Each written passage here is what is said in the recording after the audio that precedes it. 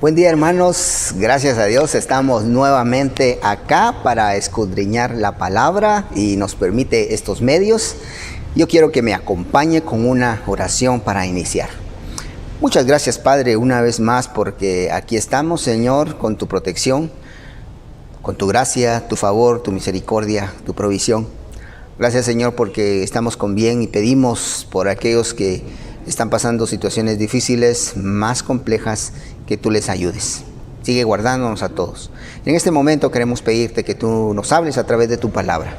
Creemos, Señor, que tu palabra sigue siendo útil, es viva y es eficaz. Y tiene un mensaje para nuestra vida hoy. Necesitamos poner en práctica ese mensaje. Ayúdanos, Señor, y háblanos en este tiempo. En el nombre de Jesús oramos. Amén. Como usted sabe, hermano, hemos iniciado una serie, Dios está con nosotros. En esta serie mencionábamos a David, el famoso rey David, cómo él reconocía la presencia de Dios en su vida, y esto fue clave. Le permitió enfrentar cualquier situación, por más difícil que fuera.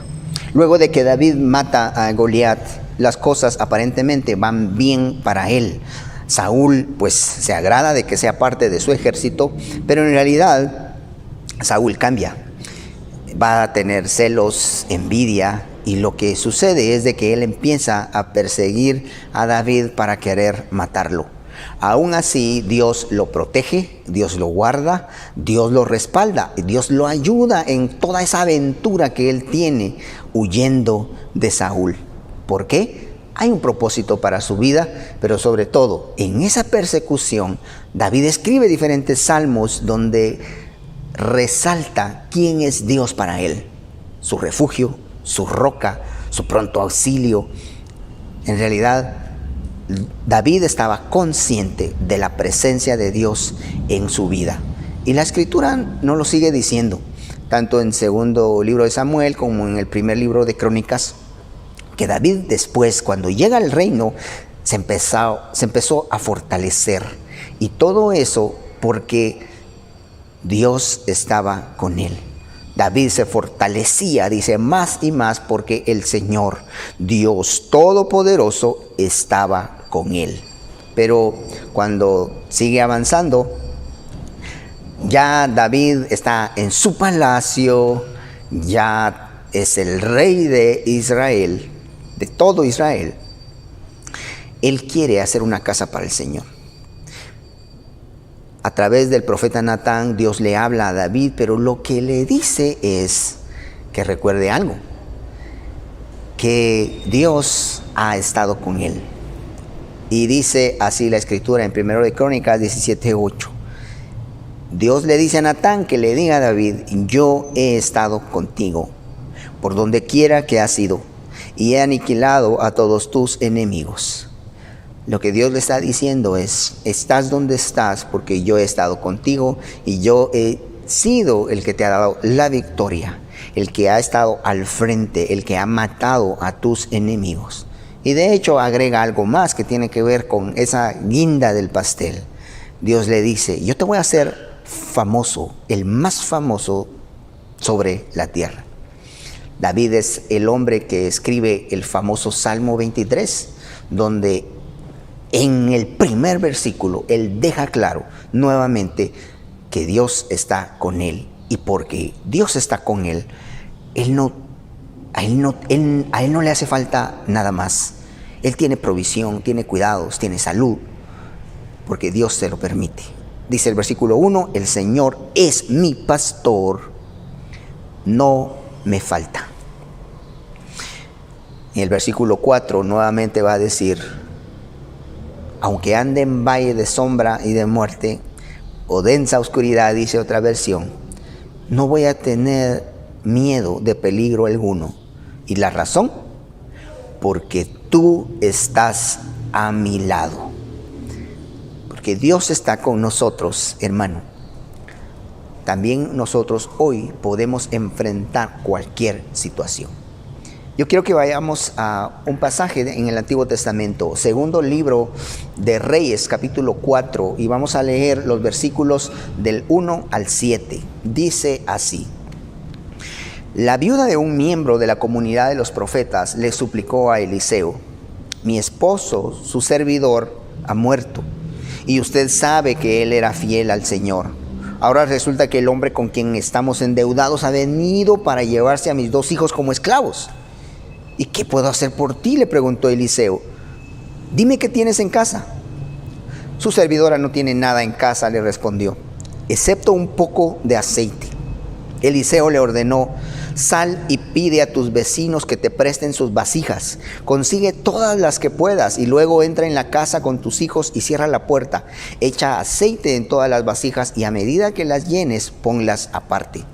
Enseguida la mujer dejó a Eliseo y se fue. Y luego se encerró con sus hijos y empezó a llenar las vasijas que ellos le pasaban. Y cuando ya todas estuvieron llenas, ella le pidió a uno de sus hijos que le pasara otra más. Y él respondió: madre, ya no hay más. En ese momento se acabó el aceite. La mujer fue y se lo contó al hombre de Dios, quien le mandó: ahora ve a vender el aceite y paga tus deudas con el dinero que te sobre. Podrán vivir tú y tus hijos. Esta mujer estaba enfrentando una situación difícil. Todos nosotros enfrentamos situaciones que en algún momento menos esperado cambian nuestro estilo de vida, cambian nuestra rutina. Esta familia sin duda al principio tenía diferentes planes, proyectos. Quizá juntos se pusieron de acuerdo y decidieron realizar un préstamo, pero no contaban con que el hombre iba a perder la vida. Y ahora la situación que debe de enfrentar la mujer es una situación complicada. La pérdida de un cónyuge trajo desajustes en la vida de esta familia. No solo el aspecto familiar está acá involucrado, sino que la economía de la familia, el aspecto social.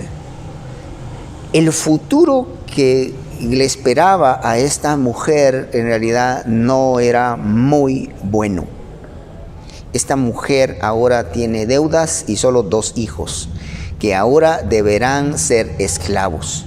No tenía oportunidad de conseguir un empleo que generara los ingresos necesarios para poder salir adelante.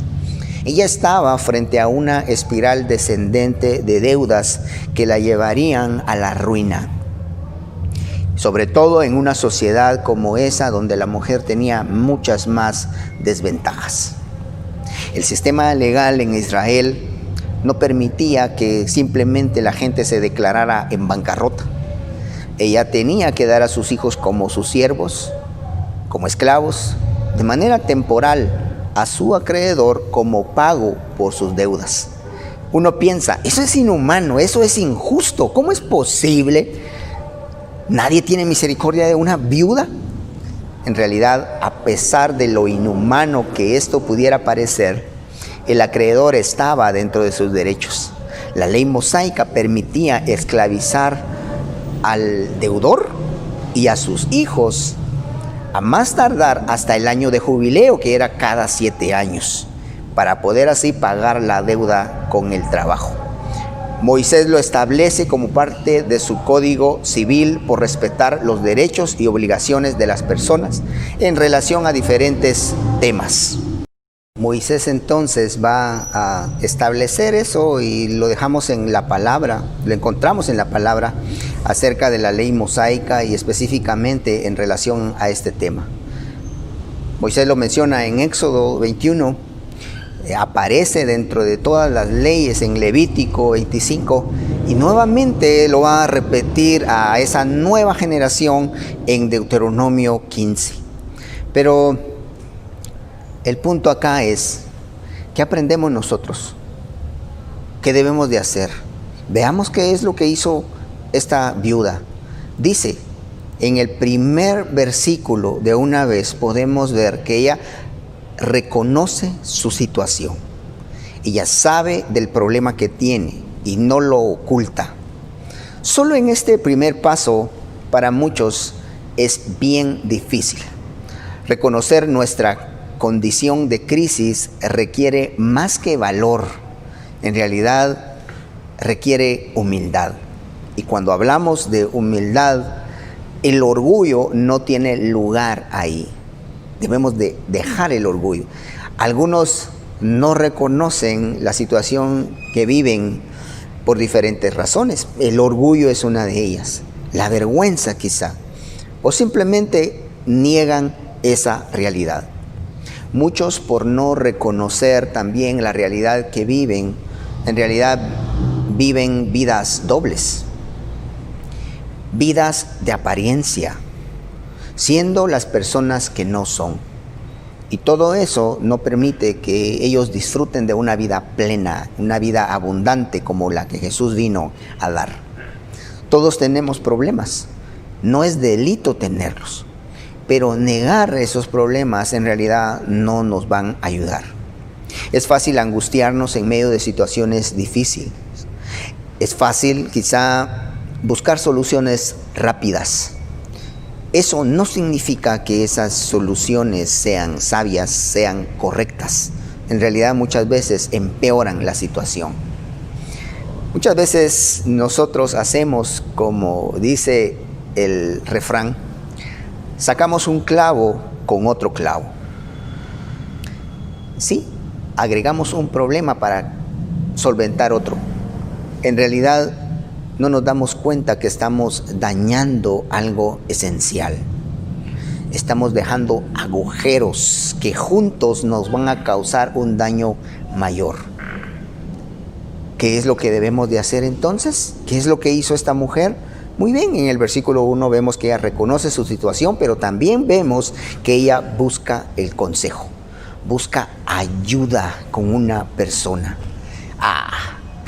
Proverbios capítulo 15, capítulo 11 nos dicen también de que en la multitud de consejeros está la sabiduría. Esta mujer no fue a un banco, no fue con otro prestamista, no acudió a un espiritista, no se refugió en otra religión. En realidad ella busca ayuda, busca el consejo. Y esto es algo que también requiere humildad. Tenemos que humillarnos en todo esto. Si se da cuenta, hay muchos aspectos que tienen que ver con nuestra vida personal que tenemos que dejar a un lado o tenemos que añadir a nuestra vida en medio de una situación así. El orgullo, como hemos dicho, tenemos que dejarlo a un lado. Yo me pregunto si el relato hubiera sido distinto, si era un hombre el que hubiera estado en esta situación. Bueno, tendría ventajas de poder trabajar, pero ¿podría hacer esto? Reconocer su situación, buscar el consejo. Bueno, en realidad creo que a los hombres nos cuesta un poquito más. Hasta cuando andamos perdidos buscando una dirección, nos cuesta tal vez decirle a alguien, mire, ayúdeme, estoy perdido, no sé de dónde ando. Nos cuesta hasta en pequeñas cosas muchas veces. ¿Pero por qué? ¿Qué hay en nosotros? Debemos de mejorar ese aspecto. Para una mujer sin duda es más fácil, pero algunos nos excusamos con que es que no podemos confiar en todas las personas. Y es cierto, hay razón en eso.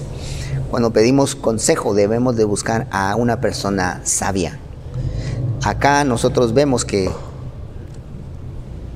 en realidad también Eliseo era una persona muy conocida, respaldada por Dios en muchos aspectos. Pero muchas veces nosotros buscamos consejo, pero en realidad queremos que alguien nos diga qué es lo que nosotros hemos considerado hacer. Y esto nos lleva al siguiente aspecto. No solo tenemos que buscar el consejo, sino cuando tenemos el consejo tenemos que obedecer a ese consejo. Eliseo fue claro, le dijo qué tenía que hacer. Obedecer al consejo, déjeme decirle de que trae sus implicaciones. Cuando echamos un vistazo a la vida de Eliseo y la manera en cómo Dios lo ha usado, no dudamos que Eliseo tenía esa relación estrecha con el Señor y él pudo haber solucionado la situación de la viuda de otra manera. Quizá Eliseo estuvo tentado a obtener las vasijas, echar el aceite, proveerle el aceite directamente o simplemente darle para pagar la deuda y seguir adelante.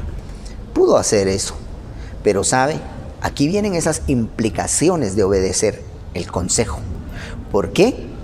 Porque esto lleva a un punto a la mujer, a una prueba de fe. La orden de llenar las vasijas después de cerrar la puerta hace claro que el milagro no fue un espectáculo público. El profeta no estuvo ahí.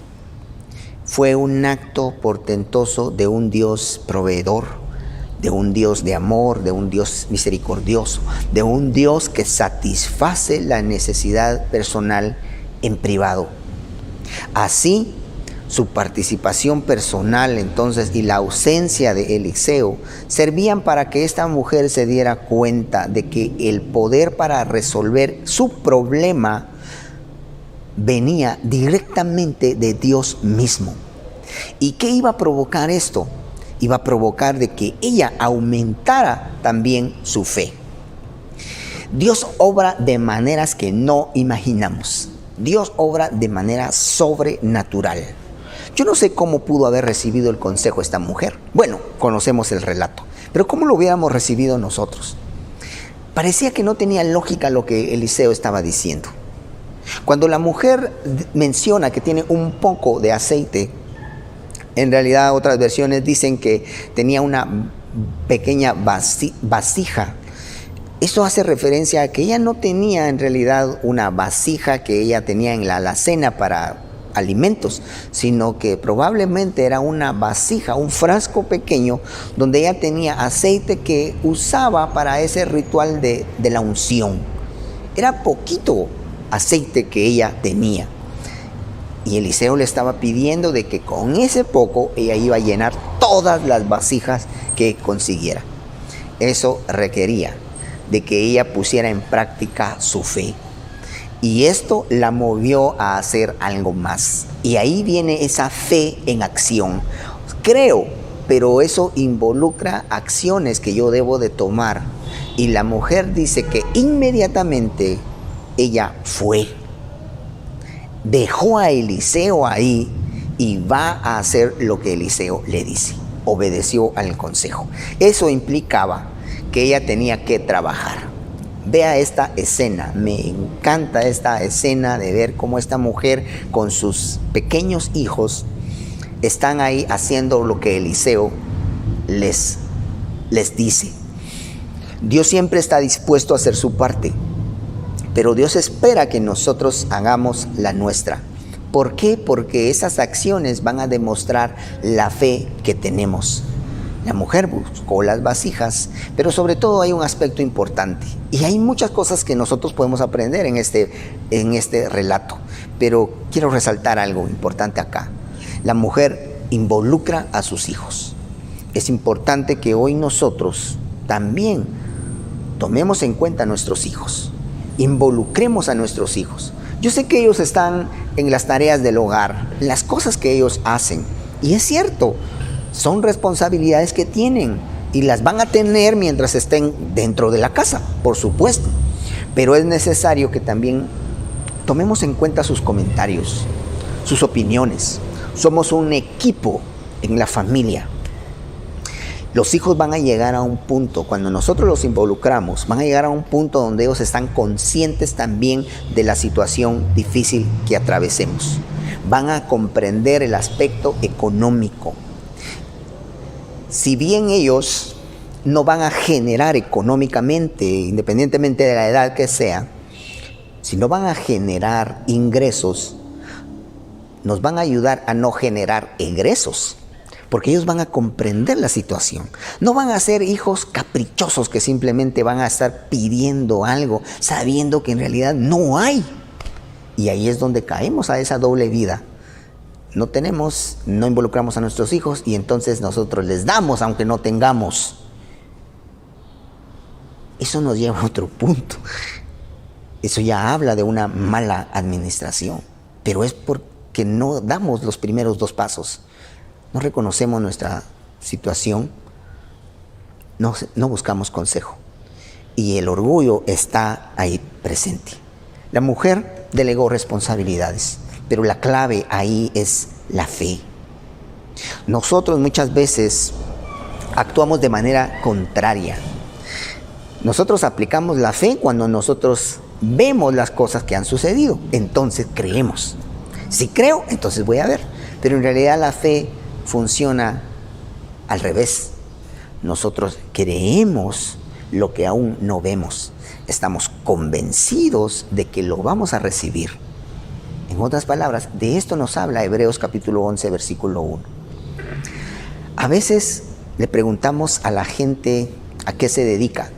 Y algunos dicen, no sé si usted ha escuchado esta frase, pues yo vivo por fe. Esa frase la dicen algunos que pues no tienen un trabajo, no tienen un salario fijo, no tienen una entrada de donde ellos puedan recibir ciertos ingresos. Y en realidad, estos a veces creen que aquellos que sí recibimos un salario fijo mensual, como que no necesitan creer en Dios para sus ingresos. Y en realidad no es así. Esto es totalmente falso.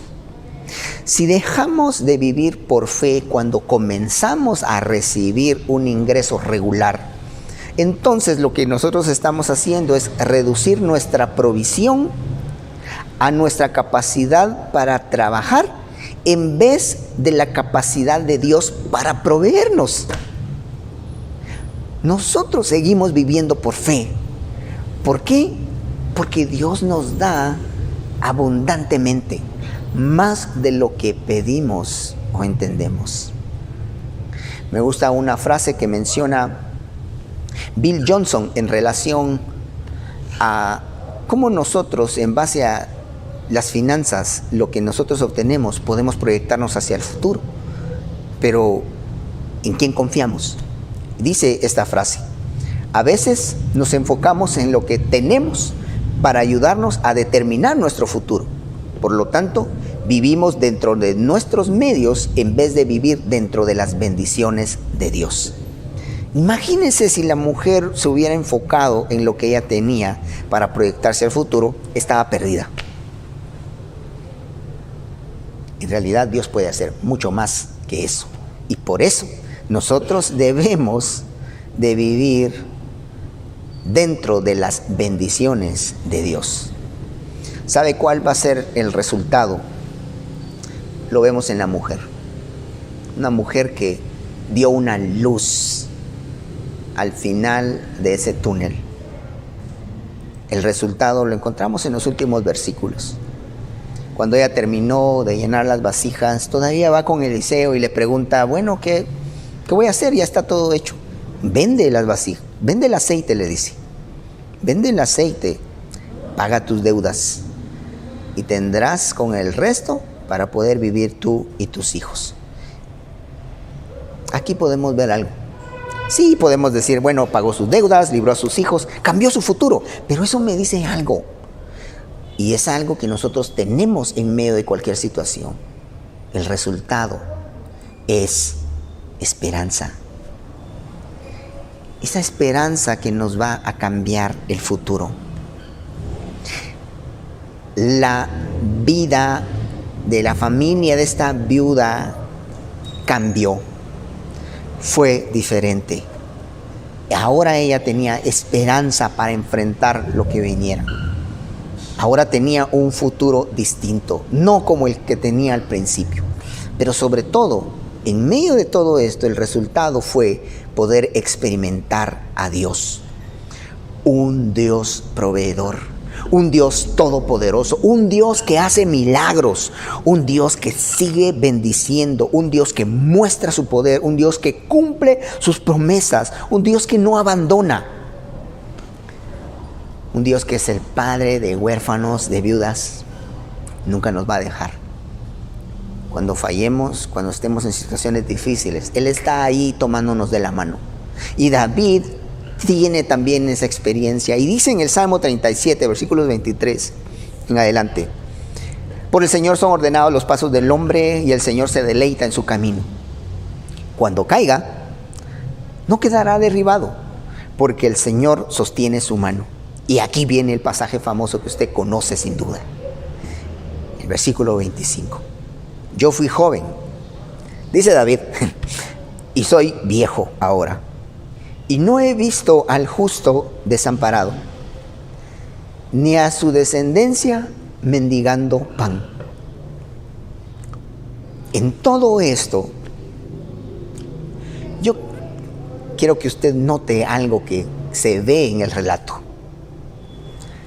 Fidelidad, versículo 1. Obediencia. Dios espera que nosotros seamos fieles y seamos obedientes. Él es un Dios proveedor, pero requiere de nosotros obediencia. Y no vamos a caer en ese juego. Obedezco, entonces que el Señor me dé. No es así como funciona esto. En una ocasión, un niño de 10 años encontró un habano, un puro, como nosotros le llamamos, un cigarro grande, tabaco envuelto, grande, empacado, nuevo. Se lo llevó a su casa y tenía curiosidad porque él ha visto a las personas fumando, a los adultos fumando. Y en una tarde sale al callejón cercano y lo enciende. No le gusta, pero ahí está, y de pronto ve que alguien se aparece y se da cuenta que es su papá.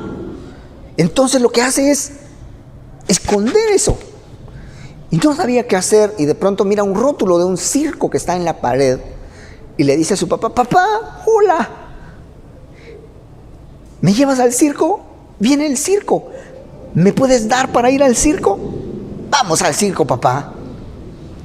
Y su papá le dice, se agacha: hijo, le dice, no me pidas algo cuando al mismo tiempo estás ocultando lo desagradable ante mis ojos. Sabe que esto nos deja también una lección. Hay muchas cosas que Dios nos pide en su palabra, hay muchas cosas en las que nosotros debemos de obedecer, y nosotros a veces obviamos eso, inconscientemente, espero, pero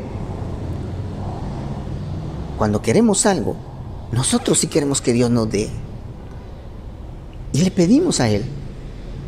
Pero el punto es de que Dios espera que no nos enfoquemos solo en que Dios nos va a dar y ya. No. Seamos fieles, seamos justos, seamos obedientes. Dios espera también eso. Cuando no vemos a Dios en medio de la situación difícil, podemos estar seguros de que Dios está con nosotros. Es un Dios que no simplemente está presente, ahí está, y sí, es cierto. No es solo eso. Es un Dios activo. Es un Dios que está al pendiente de nuestras necesidades, de lo que estamos viviendo. Y es un Dios que está dispuesto a ayudarnos en esa situación. Pero espera que nosotros accionemos con fe. Espera que nosotros aprendamos de la situación que vivimos. Por eso, cuán valiosa es en realidad y necesaria encontrar una guía, una persona sabia que nos ayude en situaciones difíciles, pero que no simplemente, como decimos acá, nos dé el banano y pelado y ya. No, sino que en realidad nos instruya para que podamos dar pasos de fe, para que nosotros no confiemos en esa persona, sino que en realidad pongamos nuestra confianza en Dios, que es el que va a proveer para nuestras necesidades. El Señor obra milagros. Nuestra parte es creer, confiar en Él, trabajar y administrar responsablemente lo que Él ha puesto en nuestras manos. No toda la crisis económica es porque Dios en algún momento la permite por tragedias de la vida. Muchas de las situaciones, de las crisis económicas, son debido a una mala administración en el hogar. Y si estamos en esa crisis, Dios nos pide que aprendamos algo, que estemos dispuestos a trabajar y a poner la fe solamente en Dios que va a proveer, pero que entreguemos todo lo que tiene o todo lo que tenemos para que Dios pueda usar eso también. Pidamos a Dios ese discernimiento en medio de esta situación. Pero recuerde, en una situación crítica donde estamos tristes, Dios puede cambiar esa historia. La viuda estaba triste, preocupada, angustiada, pero después de hacer todo lo que vemos, hay una sonrisa en ella. ¿Sabe? Lo mismo puede pasar con nosotros. Dios está con nosotros, como el Dios que provee. Confiemos en Él. Muchas gracias, Padre, una vez más por tu palabra. Gracias por la manera en cómo tú nos hablas. En realidad vemos un relato, pero implica que nosotros tengamos que poner mucho de nuestra parte. Señor, tú nos pides también trabajar con lo que hay dentro de nosotros. Necesitamos trabajar esa humildad en nosotros. Ayúdanos, Señor, por favor.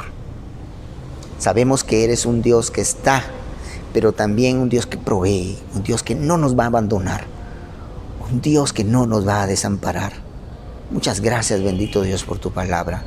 Ayúdanos a nosotros ahora a ponerla en práctica. Gracias, Señor, por todo. En Cristo Jesús oramos. Amén. Hermanos, que el Señor les bendiga. Esperamos que siga escuchando de estas transmisiones y que pueda ser de bendición para su vida. Que el Señor guarde su salida y su entrada. Que el Señor proteja a todos aquellos que tenemos la necesidad de salir. Que Dios nos siga guardando en medio de la crisis que todos estamos viviendo. Que tengan una feliz semana.